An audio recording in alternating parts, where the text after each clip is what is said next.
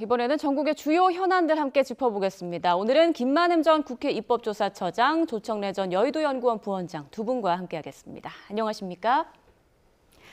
네, 김건희 씨가 오늘 구속 이후 처음으로 특검의 첫 소환 조사를 받고 있는데 얘기 들어보면 식사도 잘 못하고 있다, 건강 상태가 좋지 않다, 이런 내용이 전해지고 있는데 오늘 조사에는 응했어요?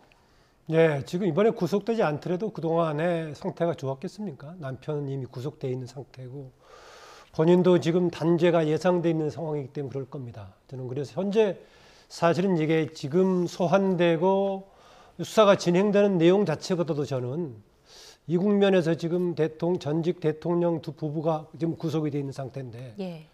대통령의 자격 또 대통령 부인과 가족들은 어떤 조건이 있어야 되는가 생각하게 됩니다.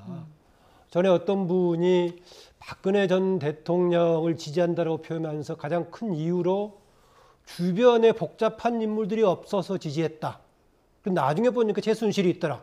거기까지는 몰랐다 이런 얘기하는데요. 그래서 저는 이번 상황을 보면서 윤석열 전 대통령의 행보도 문제고 같이 함께 했던 지금 부인도 문제가 되는 상황인데 이 처리 과정도 있지만 우리가 향후에 과연 대통령은 어떤 사람이 우리나라의 대통령을 맡아야 되는가?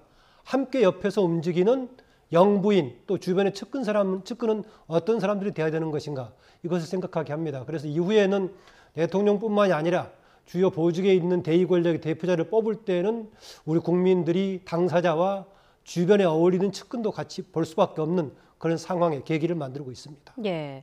앞서 영상으로 보여드렸습니다만 지금 대통령 경호처의 경호가 중단됐기 때문에 김 씨는 법무부 호송차를 타고 출석을 했고요. 그리고 김건희 씨의 모습이 따로 공개되진 않았습니다. 알려진 바로는 평상복 차림이었는데 수갑을 찼다고 하더라고요.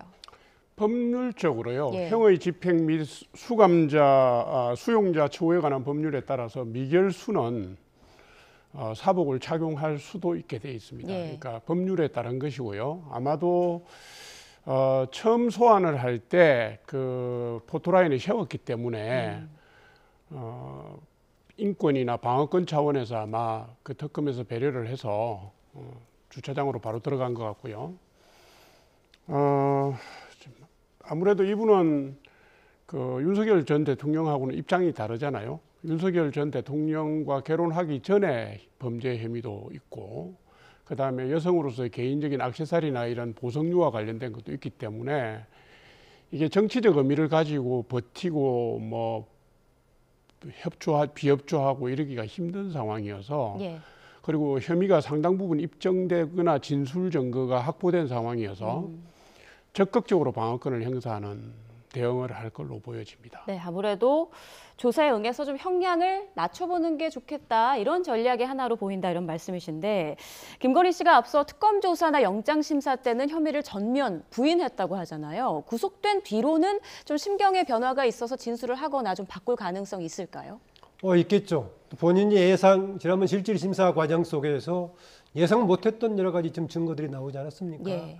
그럴 겁니다. 물론 또 그중에 일부는 지금 한쪽의 당사자들의 얘기만 나오고 있기 때문에 다른 입장을 들어봐야 될 겁니다. 또 이런 점도 있습니다. 만약에 본인이 입장을 표명하지 않고 있다면 현재 특검발 아니면 또 관련된 다른 당사자의 입장만 계속해서 언론을 통해서 나오고 있기 때문에 이후에 본인한테 유리할 거 없을 겁니다. 그래서 만약에 다른 입장이라든가 본인이 생각하는 게 다르다면은 수사 과정 속에 입장을 전달해 주면은 이쪽 저쪽 여기가 나오면서 또 할 그런 뭔가 본인한테 유리한 국면을 만들 수 있다는 생각이 들고요. 예. 조금 전에 잘 지적했지만은 윤석열 전 대통령은 나중에 이제 직권남용들이 들어갔습니다만은 처음 할 때는 내란 관련 아니었습니까? 그 자체를 정면으로 부인을 하고 있는 상태였기 때문에 전체적으로 소환도 불응하고 이런 명분이라도 좀 있긴 했습니다.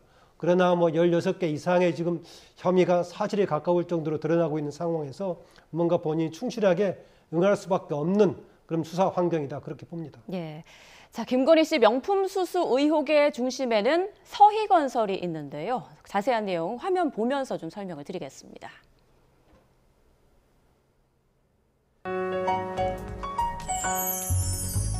서희건설의 이진석 댁의 딸이 셋 있는데 하나, 둘, 서희! 네, 이렇게 서희건설의 익숙한 CM송처럼 서희건설 이봉관 회장 딸은 셋인데요. 딸들 이름에 희자 돌림을 따서 서희건설 이름을 지은 것으로 전해졌습니다. 그리고 2011년에 방송된 지금 보시는 이 광고 속 딸 셋도 실제 이 회장 손녀들로 알려졌습니다. 10여 년 뒤인 지금 서희건설은 다름 아닌 김건희 특검 뉴스에 연일 오르내리고 있죠. 이 회장이 김건희 씨에게 명품 선물을 줬다고 자수해서입니다. 지난 2022년 나토 순방 때 걸친 목걸이와 브로치, 귀걸이, 이른바 나토 3종 세트를 준 것으로 알려졌습니다. 이걸 모두 합치면 시가로 1억 원에 달합니다. 명품을 준 것보다 더 큰 문제는 바로 인사청탁 의혹인데요. 2022년 3월 대선 직후 명품 선물을 건넨 뒤 같은 해 6월 이 회장 사위 박성근 전 검사가 한덕수 국무총리 비서실장에 임명된 겁니다. 자, 상황이 이런데도 이봉관 회장은 왜 자수를 했을까요? 뇌물을 주고받은 사람 모두 처벌받는 뇌물죄를 적용받는 게 아니라 준 사람은 처벌을 피하는 알선수재죄를 적용받길 원한다, 이런 관측도 있고요. 또 유무죄보다는 자수해서 형량을 낮추려는 의도라는 분석도 나오고 있습니다. 네, 물론 영장에는 포함되어 있지 않은 내용인데 김건희 씨 구속에 이 서희건설에서 건넨 목걸이가 큰 역할을 했다, 이런 분석이 지금 주를 이루고 있습니다. 서희건설이 왜 자수를 했을까 봤더니 좀 여러 이유들이 복합적으로 작용한 것 같아요. 우선 고가의 목걸이나 이 판매처에서요, 구입해간 사람의 명단들을 확보하지 않았겠습니까? 특검에서. 그러니까 아마도 그 명단이 그렇게 많지는 않을 거예요. 그 명단 중에서 특정한 기업이나 로비 의혹이 있는 업체를 추려내는 것도 어렵지 않았을 거고요. 당연히 그 과정을 통해서 서희건설이 주목을 받았을 걸로 보여지는데, 서희건설은 지금 설명하신 것처럼 이봉관 회장하고 딸 세 분의 소유 지분이 7%가 채 안 됩니다. 6점 몇 프로고, 나머지 우호 지분을 합쳐서 경영권을 방어하고 있는 회사이기도 하고요. 규모도 대기업 건설사보다는 훨씬 적습니다. 1조가 조금 넘는 규모여서 자체적인 방어권이나 뭐 이런 게 상당히 취약한 구조라고 볼 수가 있어요. 그래서 사실은 역대 정권에 상당히 눈치를 보면서 관계 개선을 해가면서 영업을 해왔던 기업이고요. 검찰이 이 특검이 수사를 하면서 탈탈 털면은 견딜 수 없는 그런 규모의 업체이기도 하고 건설사의 특징도 있기 때문에 아마도 선제적으로 치고 나가는 것이 기업의 경영권을 방어하는 데 유리하다고 판단한 것 같아요. 예. 이봉관 회장은 언론 인터뷰에서 이런 말을 한 적이 있습니다. 손실을 감당할 수 없는 수준이라면 털어내야 된다. 그러니까 과감한 손절 경영 전략을 택하고 있는 분이라서 기존에 김건희 여사와 어떤 관계였든지 간에 지금 서희건설의 생존을 위해서 선제적으로 풀고 나가는 게 더, 그래서 특검으로부터 어떤 증거인멸이라든가 다른 오해를 받지 않는 것이 유리하다고 판단한 것 같습니다. 일단 회사부터 살리고 보자, 네, 이런 생각이란 보여집니다. 말씀이시죠. 자, 또 하나 놀란 게 서희건설 측에서 김건희 씨에게 건넨 게 목걸이뿐만 아니라 이른바 3종 세트였다는 거예요. 네, 그런데 그게 그냥 진술만 나온 게 아니라 그동안에 나토의 회의에 참석했을 때 사진도 잡혀 있지 않습니까? 착용을 했었죠. 예. 그런데 조금 전에 보니까 서희건설 나올 때 저는 그 세 딸 얘기가 나와서 패러디로 나온 건 줄 알았는데 정말 세 딸과 관련된 걸 직접 맞습니다. 노래로 만들었더라고요. 예. 그리고 이 회장이라는 사람이 이번에 윤석열 정권뿐만이 아니라 그 이전에도 정치권하고 상당히 밀착해가지고 뭔가 로비 활동을 해보려고 노력했던 그런 사람 같아요. 그런데 이 문제가 불거졌는데요. 저는 그 대통령, 우리나라의 최고의 대의 권력을 맡고 있는 사람의 부인이 이런 것을 여기저기서 받았던 일이 어떻게 벌어질 수가 있을까? 아시겠지만은 대통령 부인이 되기 전에도 그런 비슷한 조짐들이 여기저기서 있지 않았습니까? 그러다 보니까 대통령에 당선되기 위해서 그랬겠지만은 당선되더라도 아내 역할만 충실하겠다라고까지 했었는데 일이 불거졌단 말이죠. 저는 그래서 이 부분 들어왔을 때 윤석열 대통령 이런 것을 신경 쓰고 통제할 생각을 갖지 못했을까라는 생각을 하게 됩니다. 그러면서 어디까지 생각이 확장되느냐? 그동안 대통령이 되기 이전에도 검찰로서 평생에 있을 때도 본인의 검찰에서의 특권을 이용해서 상당 부분은 권력으로 막을 수 있다는 그런 경험과 그걸 갖고 있지 않았을까. 이것이 국가의 최고 권력까지 확장이 되다 보니까 이걸 힘을 못 쓰다가 정말 이건 제가 상상입니다만 예. 심지어는 더 이상 갈 수 없는 상황까지 되다 보니까 국민들이 상상도 못하는 계엄까지 가지 않았을까 이런 생각을 해보게 됩니다.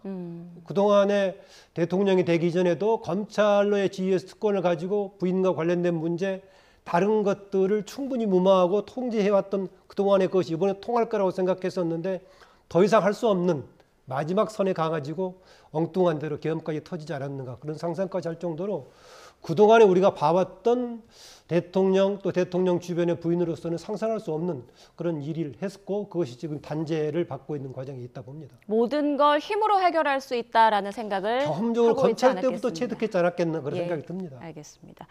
자, 김건희 씨 의혹, 그중에 또 명품 시계가 있죠. 김건희 씨에게 명품 시계를 구매해서 전달한 사업가 서모 씨가 최근 여러 방송에 나와서 인터뷰를 하고 있는데요. 먼저 YTN과 진행한 인터뷰부터 들어보시죠. 그러면 어디서 코바나. 그러면은 그 500만 원은 어떻게 전달을 받으신 거예요? 줬대니까 이렇게 뭉치로 그냥 줬대니까요. 5만 원권 공정. 예예예. 어쨌든 선생님이 돈을 3천 정도는 못 받으셨으니까 선생님 돈이 3천이 들어간 거 아니에요? 그렇죠. 정확하게 얘기하면 줄 상황이 다 왔는데도 안 주는데 기자님은 달라고 쫓아갑니까 어떡합니까? 싸게까지 사줬는데 저는 섭섭하죠. 아, 난 이렇게 생각하는구나. 네, 또 한 라디오 방송에는 자신이 주역 공부를 해서 윤 전 대통령 부부에게 여러 조언을 했다고 말했는데요. 들어보겠습니다. 나는 공부를 많이 한 사람이에요. 그런 조언을 많이 했고. 여기서 공부를 하면 주역 공부 말씀하시는 그렇죠. 거죠? 맨 처음에 서울시장 나가려고 그랬던 사람들이에요. 제가 그건 운이 없어서 안 되니까 대선 때는 그때 운이 있으니까 그때 나가려면 나가셔라 그런 거예요. 그러니까 많이 맞았으니까 내 말 들었을 거 아니에요. 대통령 된다부터 하나도 안 듣더라고. 텔레비에서 보니까 이제 건진법사 이런 사람들이 아 저런 사람들 뭐 천공 이런 사람 말 듣고 이제 안 하는구나. 이제 나 그러셨구나. 버림받았구나 이렇게 생각해요.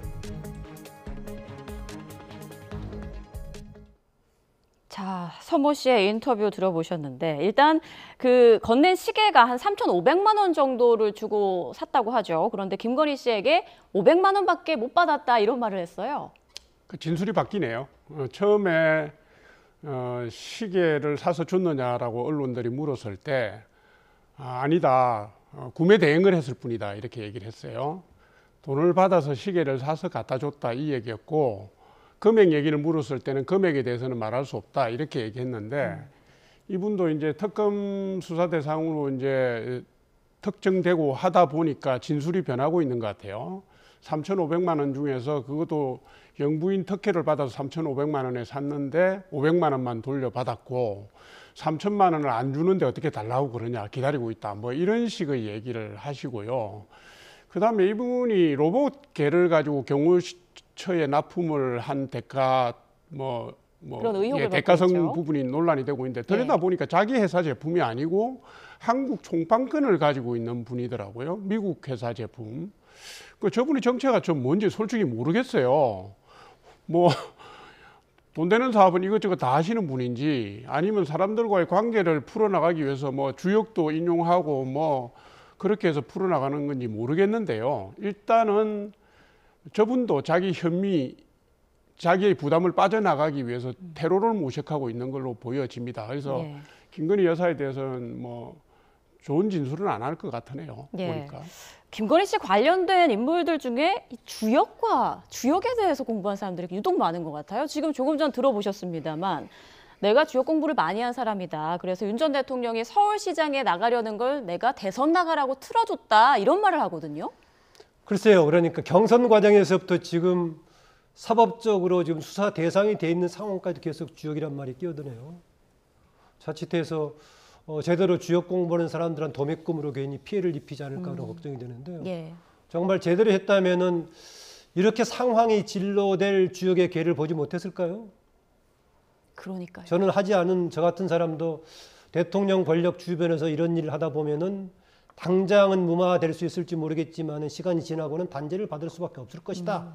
라는 짐작을 하고 적어도 권력이 높으면 높을수록 국민들 앞에 더 큰 책임을 질 가능성이 있다는 것은 주역을 공부하지 않더라도 상식적으로 볼 수 있을 것인데 주역을 본다는 사람이 지금 3년 만에 이렇게 될 걸 보지 못했다는 것은 좀 이상하네요. 네.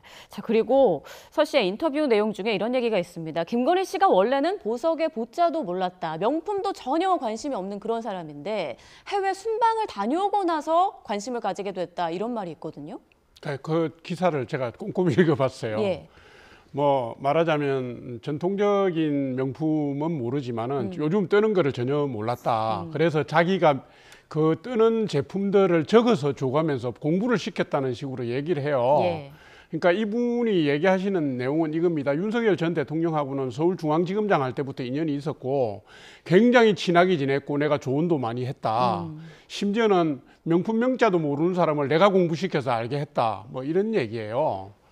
그 이상합니다. 대통령 용부인이 되시면 저라면 말입니다. 국내 제품들 중에 좋은 브랜드를 소개한다든가 의상이나 이것도 국내 디자이너들이 한 부분을 소개를 한다든가 예를 들면 미셸 오바마 여사가 대통령 용부인이 되고 난 뒤 미국의 디자이너들의 옷을 입고 다녔잖아요. 세계적으로 홍보도 하고.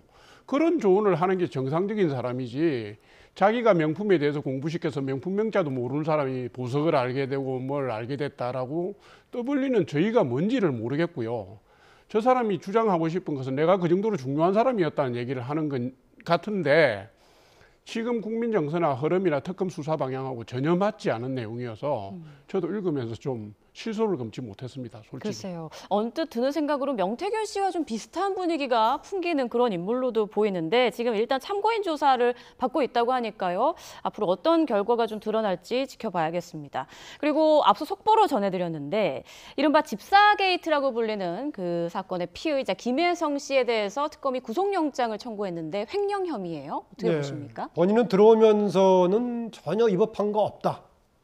이것 때문에 150명 되는 직원들이 타격을 받을까 걱정이다라고 얘기했었는데 예. 그러니까 위법 폐기의 가능성이 크니까 지금 구속영장을 청구를 한 거겠죠. 지금 계속 확산이 되고 있어서 이렇게 될지 모르겠습니다. 조금 전에 그 나토 회의 때 이런저런 지금 명품 보석 이것저것 목걸이 다 찾다고 얘기하는데요. 지적했던 대로 요즘 나오고 있는 K-팝 관련 뭐를 찬다든가 해가지고 용부인으로서 활동하면 얼마나 좋겠습니까? 그동안에 또 대통령 부인이 되기 전에 활동했던 본인의 분야가 미술과 관련된 전시회 그런 컨텐츠를 했던 사람인데 오히려 그런 능력을 발휘했으면 좋을 건데 명품을 과시하고 받았더라도 그냥 둔 것도 아니고 국제 행사에서 과시하는 용도로 썼다는 것 또한 이해할 수가 없습니다. 윤석열 대통령이 취임할 때 강조했던 게 뭐냐면요. 공정과 더불어서 상식을 얘기를 했었는데요. 알파에서 오메가까지 정말 어떤 것이 상식적인가? 제대로 상식적인 게 하나도 없어요. 지금 그 과정들이 나라를 이렇게 뒤엎을 정도로 흔들고 있는 단죄의 과정에 있습니다. 네. 자, 특검팀에서 또 브리핑을 하면 수사 상황 자세히 또 전해드리도록 하고요. 이번에는 국민의힘 상황으로 넘어가 보겠습니다. 특검이 통일교회 국민의힘 입당 의혹과 관련해서 압수수색에 나섰지만 14시간 대치 끝에 결국 무산됐죠. 국민의힘은 특검의 압수수색에 강하게 반발하며 용파리 사건을 언급했는데요. 화면 보면서 설명드리겠습니다. 네, 오늘 오전 국민의힘 중앙당사 모습인데요. 국민의힘 의원들이 압수수색을 중단하라는 피켓을 들고 특검을 규탄했습니다. 송원석 원내대표는 500만 당원 명부를 전부 다 들여다보겠다는 영장은 폭압적 발상이라고 주장했는데요. 들어보겠습니다. 유례가 없고 선인 공모할 야당 탄압입니다. 야당 전당대회를 방해하는 일명 용파리 사건 같은 깡패짓을 자행한 것입니다. 용파리 사건은 지난 1987년 통일민주당 창당대회 때 벌어진 일인데요. 김영삼 당시 총재, 김대중 당시 고문이 신당을 만들려 하자 전두환 정부가 조직폭력배 수백 명을 사주해 창당대회를 난장판으로 만든 사건입니다. 이 사태를 주도한 게 조폭 김용남 씨로 별명이 용파리여서 사건 이름이 이렇게 붙은 겁니다. 불법으로 깡패들이 동원돼 폭력 사태를 일으킨 것과 법원에서 발부된 영장으로 압수수색을 한 건 완전히 다른 사안이긴 한데요. 어쨌든 이런 국민의힘의 강력한 반발에 특검은 결국 압수수색을 중단했습니다. 특검은 당원 명부 전체를 요구했다는 건 전혀 사실이 아니라며 시기를 특정해 최소한의 범위에서 명단을 요청했다고 해명했습니다. 네, 특검의 압수수색에 대한 국민의힘의 강력한 반발, 어떻게 상황 보고 계십니까? 용파리 사건 비유가 딱 적절하죠. 1987년 4월에 정치 깡패 김용남 일명 용파리가 전당대회만 방해한 게 아니라 통일민주당 당시 지구당 20곳을 습격을 해서요. 기물도 파괴하고 당원도 폭행하고 하는 일이 벌어졌습니다. 지금 국민의힘이 전당대회를 하고 있는데 특검이 이 시기에 맞춰갖고 중앙당에 뭐 압수수색 영장이 있든 말든 난입을 한 것은 매우 부적절하게 맞고요. 그다음에 저 당원 명부를 달라고 한 이유가 통일교와 권성동 의원 간의 불법 정치자금 수수를 확인하기 위한 거라는 명분인데 말은 이렇습니다. 몇 년도 몇 월부터 몇 년도 몇 월까지 보겠다 얘기인데 예. 보는 게 그렇게 봐집니까? 여는 순간 500만 당원을 다 보는 겁니다. 눈 가리고 아웅하는 거 아닙니까? 그리고 만약에 수사를 해서 특정을 해야 그 범죄 혐의를 특정하는 거라면 통일교 명부를 가져와서 국민의힘에다 이게 당원이 맞냐고 물어보는 게 맞죠. 그 현장에서 아마 20몇 명을 대조를 한 모양인데 다 당원이 아니었다고 합니다. 저런 무리한 수사를 전당대회를 하고 있는 한 와중에 한다는 게 말이 안 되죠. 그러니까 정치 탄압이라고 하고 정치적으로 목적을 정해놓고 수사를 한다는 오해를 받고 있는 겁니다.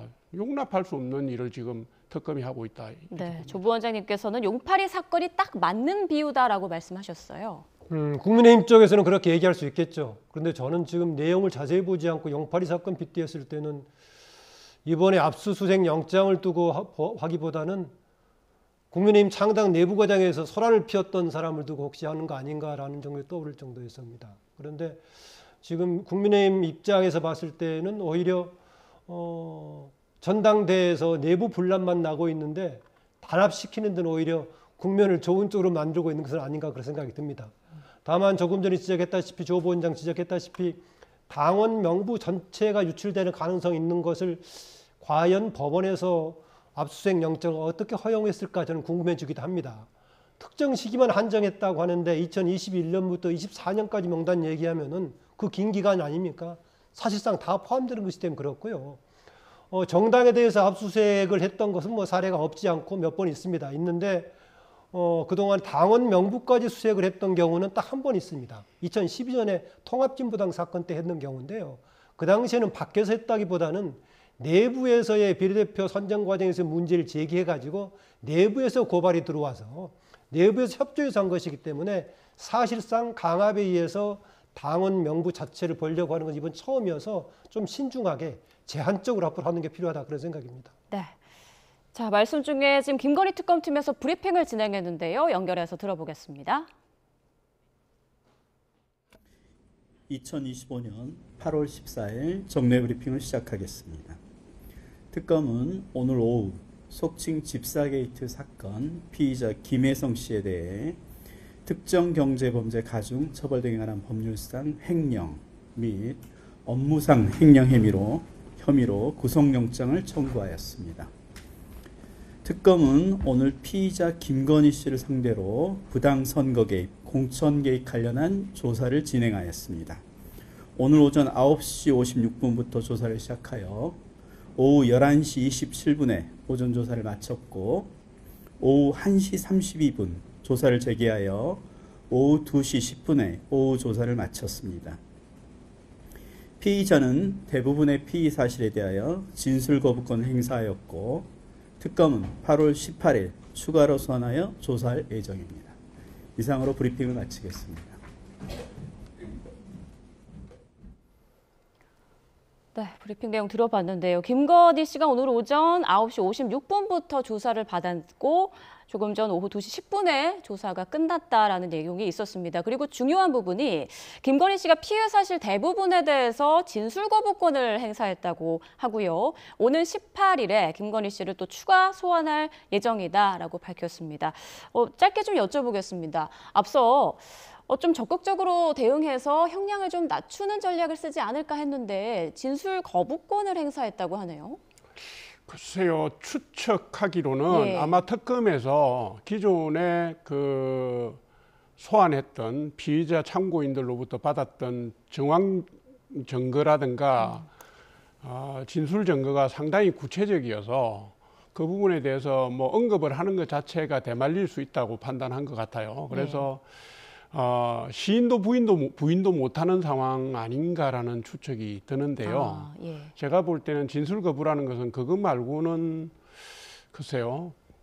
납득할 만한 이유가 없어 보입니다. 네, 이 내용은 또 추가로 파악되는 대로 전해드리도록 하고요. 국민의힘 상황 계속해서 좀 이어가 보도록 하겠습니다. 전당대회 합동연설회장에서 일부 후보를 향해 배신자 연호를 주도하며 소란을 피운 전한길 씨에 대한 징계 결과 경고가 나왔습니다. 어떻게 생각하세요? 예, 예상보다 지금 아주 가벼웠네요. 가벼운 조치를 했는데 당사자한테는 크게 지금 뭔가 영향을 안 미쳤으니까 도움이 되겠지만은 그게 국민의힘의 지금 전당대회 분위기라든가 향후 진로에 도움이 될 것인가? 저는 도움이 안 되는 쪽이라고 보고요. 국민의힘뿐만이 아니라 이후에 우리나라 정치 전반에도 도움이 되는 조치는 아니었다. 왜 그러냐면은요. 야당이 어느 정도의 기본적인 역할을 해야 정치 전반도 제대로 갈 수 있거든요. 현재 야당이 저조한 지지율에다가 전당대회 내부 분란으로 이런 상황인데 그게 전당대회에서 소란을 피웠다는 이유로 이 정도 가지고 중징계를 내린 적이 없다라고 여상원 윤리위원장이 그렇게 얘기를 했었는데요.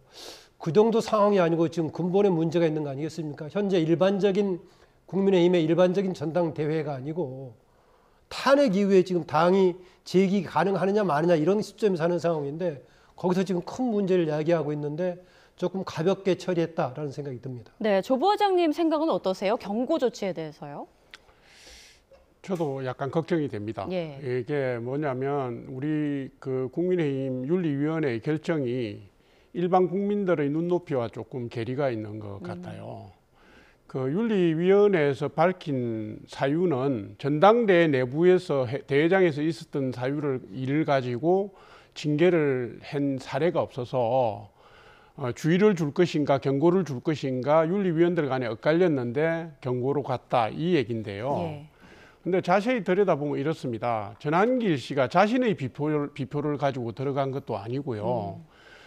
언론인 비표를 가지고 들어가서 대의원이나 책임 당원의 자격으로 들어간 것도 아닙니다. 그런데 들어가서 연단위에 올라가서 배신자를 외쳐서 행사를 방해한 것은 제가 볼 때 매우 혐의가 중한 사항이거든요. 그런데 이 부분을 경고를 줬다는 건 솜방망이 처벌을 한 것인데 저분에게 더한 행위를 하도록 공간을 열어준 게 아닌가 싶은 걱정이 듭니다. 들고 윤리위원회가 결정했다니까 왈가왈부할 수는 없지만 좀 제가 볼 때는 좀 우려스럽다 이렇게 봅니다.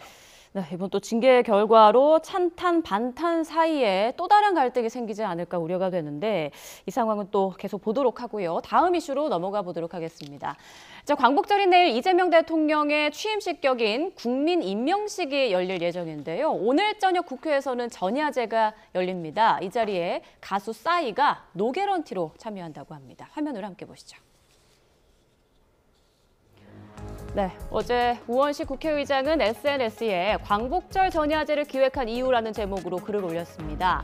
작년 윤석열 정권 광복절 행사는 뉴라이트 출신을 독립기념관장으로 임명하면서 논란이 되는 등 최악이었다며 이번에는 광복절 전야제로 국민축제를 벌이자라는 생각으로 준비했다고 밝혔습니다. 그러면서 특히 싸이 씨의 노게런티 참여에 감사드린다고 덧붙였는데요.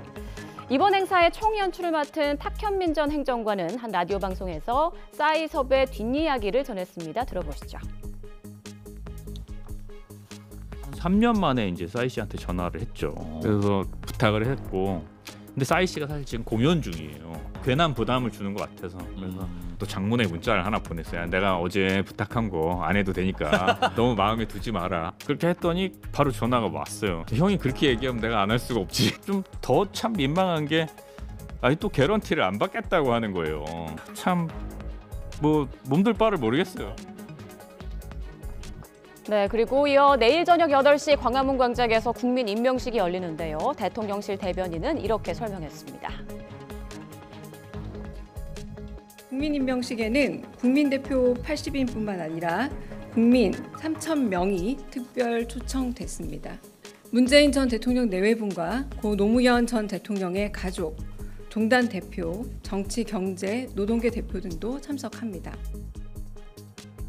그러신 것처럼 내일 참석 명단에 보수 진영 대통령은 한 명도 없습니다. 이 대통령이 윤석열 전 대통령 부부를 제외한 모든 전직 대통령을 초청했지만 모두 불참 의사를 밝힌 것으로 전해졌습니다. 또 국민의힘과 개혁신당도 불참 의사를 밝혔는데요. 들어보시죠. 이재명 대통령과 더불어민주당은 명비여천가의 노랫소리가 높을수록 국민의 원망과 분노도 커진다는 사실을 명심해야 합니다.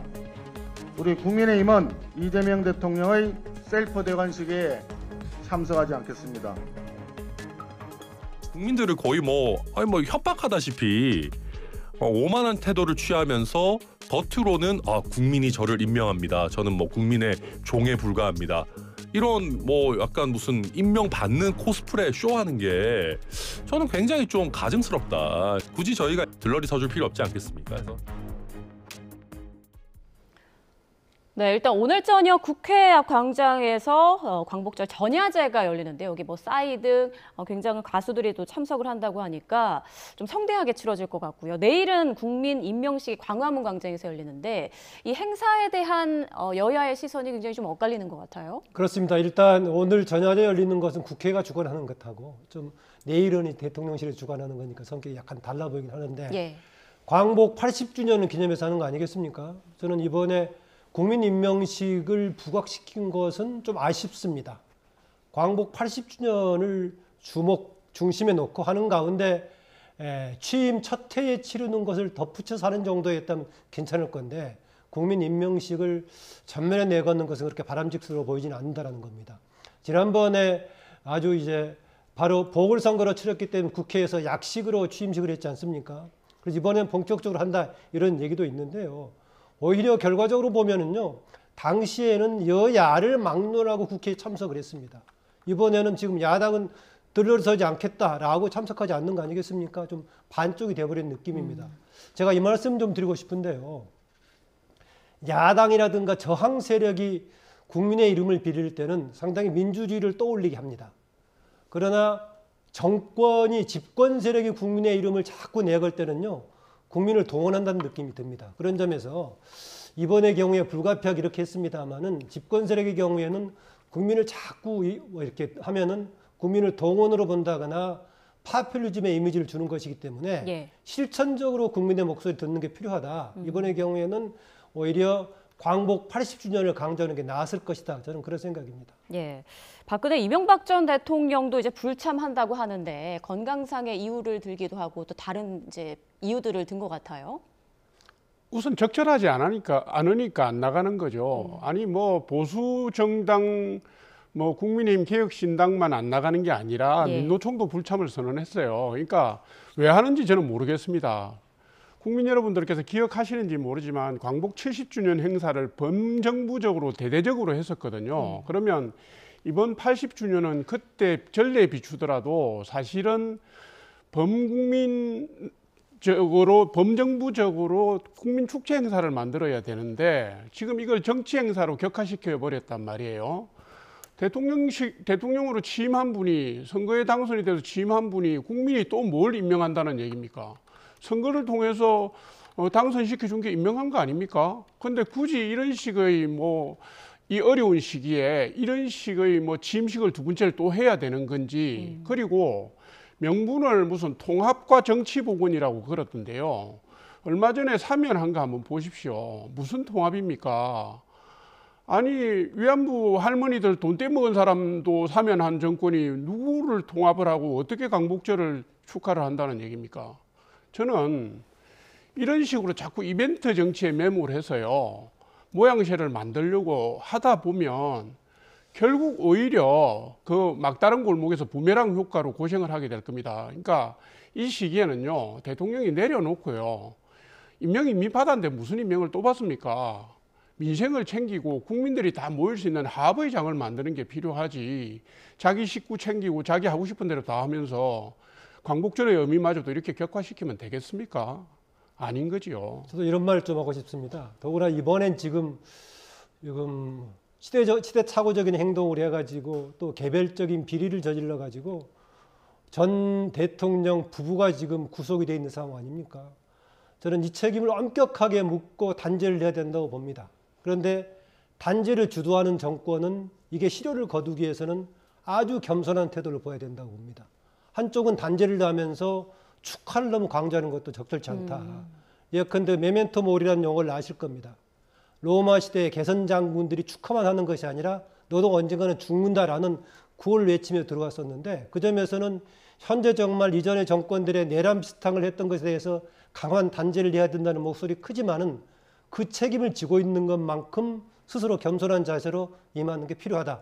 그런 지적을 꼭 하고 싶습니다. 네, 지금 말씀 중에 내란 특검에서 수사 상황을 밝힌 속보가 들어와서 전해드리겠습니다. 지금 비상계엄 해제 표결 방해 의혹과 관련해서 조사가 이루어지고 있는데 이와 관련해서 백혜련 의원에게 요청서를 발송했다. 참고인 조사 협조 요청서를 발송했다라는 속보가 들어왔습니다. 백혜련 의원과는 일정을 조율하고 있는 것으로 전해지는데요. 비상계엄 해제 표결 방해 의혹과 관련해서 당시 상황을 물어볼 것으로 예상되고 있습니다. 자, 그리고 앞서 그 김건희 특검에서 밝힌 내용도 다시 한번 좀 정리를 해드리겠습니다. 김건희 특검은 오늘 오후 2시 10분에 김건희 씨에 대한 조사를 종료했다며 이 과정에서 김건희 씨가 피해 사실 대부분에 대해서 진술 거부권을 행사했다라고 밝혔습니다. 오는 18일에 추가 소환 조사를 할 예정이다라고 밝혔고요. 특히 공천 개입, 여론조사 등의 조사에서 진술을 거부했다라고 밝혔습니다. 그리고 지금은 조사를 마치고 조서 열람을 하고 있다라고 전했고요. 일부에 대해서는 진술을 했는데 혐의 사실보다는 소회를 밝히는 것에 가까웠다라는 브리핑이 있었습니다. 특검에서는 지금 혐의를 다지는 중이라며 구속 전 신문과 달라질 수 있다라는 말도 했습니다. 자, 조금 더 자세한 내용이 들어오면 전해드리도록 하고요. 자, 마지막 이슈 좀 여쭤보겠습니다. 자, 조국혁신당 전 대표가 이제 15일 0시, 그러니까 오늘 자정에 석방이 되는데 앞으로 여기에 대해서 어떤 행보를 보일까? 앞으로 정치권 행보를 어떻게 보일까? 좀 전망이 많이 나오고 있더라고요. 네, 일단 공식적으로 조국혁신당에서 조기에 지금 이 지도부 교체를 하기로 했으니까 조국 전 대표를 다시 본격적으로 대표 체제를 중심으로 간다고 봅니다. 일부에서는 민주당과의 통합 얘기까지 나오고 있는데 저는 그쪽보다는 가장 먼저 신경 쓸 게 소수 정당들을 합해가지고 교섭단체 등록하는 방향으로 가지 않을까라는 생각이 들고요.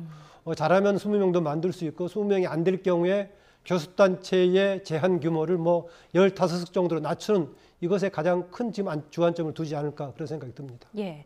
자, 앞으로 민주당과의 관계 설정도 관심이 쏠리고 있는데요. 여러 목소리가 나오고 있습니다. 듣고 계속 이야기 나눠보겠습니다. 이번 사면으로서 측은지심은 해소가 되고 그다음에 검찰개혁이라는 조국 정당이 추구하는 최고의 가치, 검찰개혁은 이번 가을이면 이미 완성이 돼버릴 것이기 때문에 저는 제가 보기에는 아마 지금까지 누렸던 인기는 누리지 못할 것이라는 것이 제 생각입니다. 개별 의원님의 개인적인 의견에 대해서 저희들이 하나하나 저희들이 입장을 밝히는 것은 좀 적절해 보이지 않습니다. 이분의 개인적인 의견을 표출하신 것으로 저희들은 이해하려고 합니다. 뭐 정치는 가능성의 예술이니까 된다 안 된다를 지금 먼저 얘기할 필요는 없는 것 같고요. 지금은 제가 보기엔 좀 약간 좀 앞선 얘기가 아닌가라는 조국 대표가 나와서 조국 혁신당의 방향에 대해서 당에서 나름대로 내부 정리가 되는 과정이 먼저 우선이겠죠. 지금 단계에서 합당과 관련돼서 저희들이 드릴 말씀은 없습니다. 공적으로 논의된 바도 없고 그리고 검토된 바도 없습니다. 네, 이렇게 여러 목소리들이 나오고 있는데 조 부원장님께서는 조국 전 대표의 앞으로의 정치 행보 그리고 정치 지형의 변화 어떻게 전망하세요? 일단 민주당이 앞으로 상당히 괴로울 거예요. 특히 정청래 대표가 괴로울 겁니다. 왜냐하면 조국 혁신당이 그 좌표를요 정통 진보를 자처하는 쪽으로 잡고 있어요. 예. 그러니까 지난 대선을 거치면서 민주당이 실용 어쩌고 저쩌고 하면서 우리가 중도다, 우리가 보수다 이러는 과정에서 예전에 있던 정의당이나 옛날의 민노당이 가졌던 입지가 사라졌다. 그게 공백으로 남았다고 보면서 조국 혁신당을 그쪽에다가 포지셔닝하고 있거든요. 그러니까 아마 석방이대 나올 때 아마 지지층을 향한 아주 자신감 넘치는 메시지를 내놓을 거예요. 국민 전체를 대상으로 한 메시지를 내놓지 않을 겁니다. 그리고 전당대회도 곧바로 있고 조국 혁신단 전당대회가 끝나고 나면 곧바로 지방선거 국면으로 가잖아요. 제일 격전지가 호남 아니겠습니까?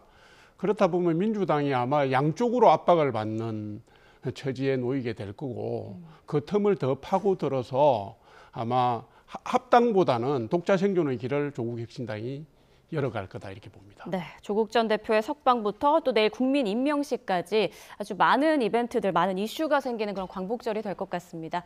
두 분과는 여기서 인사 나누겠습니다. 김만흠 전 국회 입법조사처장, 조청래 전 여의도연구원 부원장과 함께했습니다. 고맙습니다.